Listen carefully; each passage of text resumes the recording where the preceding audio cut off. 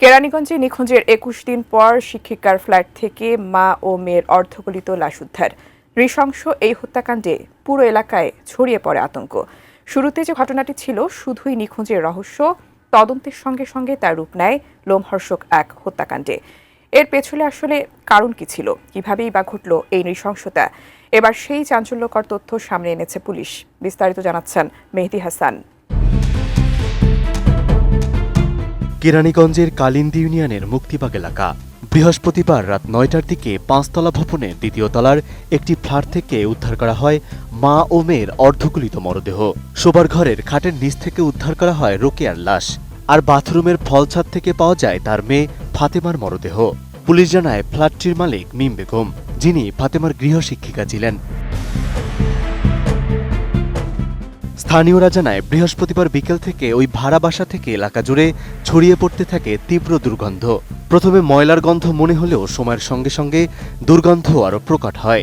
গন্ধের উৎস খুঁজতে গিয়ে স্থানীয়রা নিশ্চিত হন দুর্গন্ধ বের হচ্ছে গৃহশিক্ষিকা মিমের ফ্ল্যাট থেকেই। তারা দরজা খুলতে বললেও ভেতরের বাসিন্দারা সাড়া না দিলে 999-এ ফোন করে পুলিশে খবর দেওয়া হয়।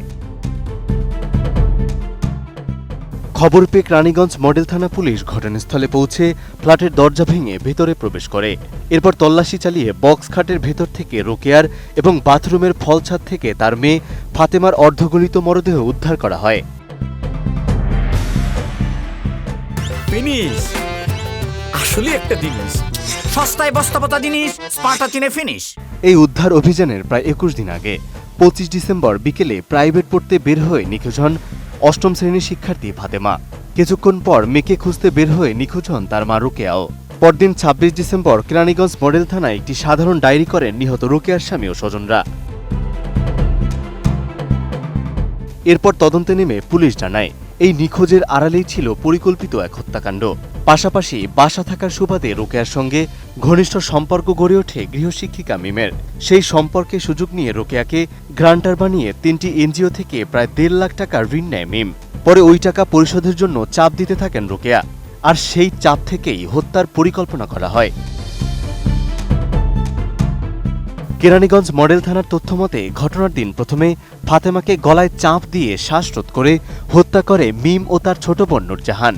পরে কৌশলে রোকেয়াকে ফোন করে জানানো হয় তার মেয়ে অসুস্থ হয়ে পড়েছে। মেয়েকে বাসায় নিয়ে যাওয়ার কথা বলে রোকেয়াকে ডেকে আনা হয় ওই ফ্ল্যাটে। সেখানে পৌঁছানোর পর ওড়না পেঁচিয়ে রোকেয়াকেও শ্বাসরোধ করে হত্যা করা হয়। হত্যার পর মরদেহ দুটি লুকিয়ে রাখা হয় একই ফ্ল্যাটে। সন্দেহ এড়াতে ফাতেমার পোশাক পরে বাসা থেকে বের হয় নূরজাহান। সিসিটিভি ফুটেজ বিশ্লেষণ করে সব তথ্য নিশ্চিত করে পুলিশ।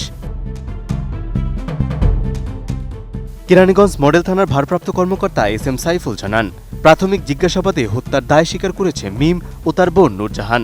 তাদের গ্রেপ্তার করে আদালতে পাঠানো হয়েছে।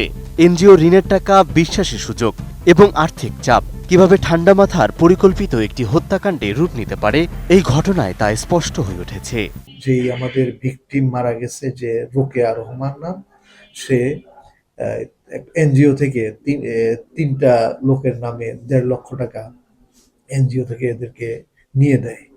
সে এটার জামিনদার হয়। তো ওই টাকাই কিস্তি ঠিক মতো দেয় না, এইসব নিয়ে তাদের মধ্যে আবার মতবিরোধ হয়, বিভিন্ন সমস্যা ঝগড়াঝাটি হয়।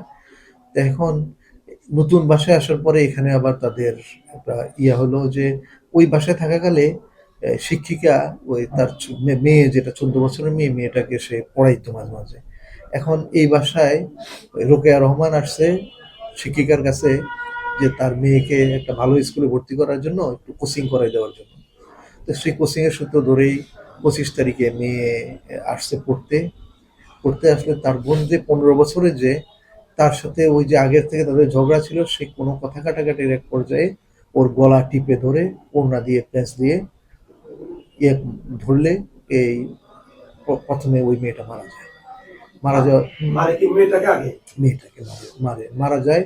মেয়েটা মারা যাওয়ার পর তখন সে চিন্তা করে যে ওই যে বাসায় আসছে, সিসি ক্যামেরা তো আছে, তখন এর ড্রেস, এর গায়ে যে জামা কাপড় ছিল, এই জামা কাপড়গুলা খুলে সে ওরকে অন্য একটা ড্রেস জামা পরাইয়া এই মরা অবস্থায় সে নিজে ওর জামাটা পরে একেবারে পুরা ওই ওড়না দিয়ে মুখ ঢেকে, সাথে একটা বোরখা নিছে, একটা জামা নিছে, ব্যাগ নিয়ে বোরখা নিয়ে সে সুন্দর করে ওর মতো পড়া শেষ করে ওই মেয়ের মতো সে বের হয়ে যায় বাসা থেকে। সিসি ক্যামেরায় দেখা যায় যে ওই মেয়ের মতো বের হয়ে বাইরে গিয়ে সে একটা অন্ধকার জায়গায় গিয়ে এই ড্রেস ব্যাগ এগুলা সব চেঞ্জ করে সে আবার এখন বোরকা লাগাইয়া সে আসে বাসায় ঢুকে, সেটাও সিসি ক্যামেরায় দেখা যায়।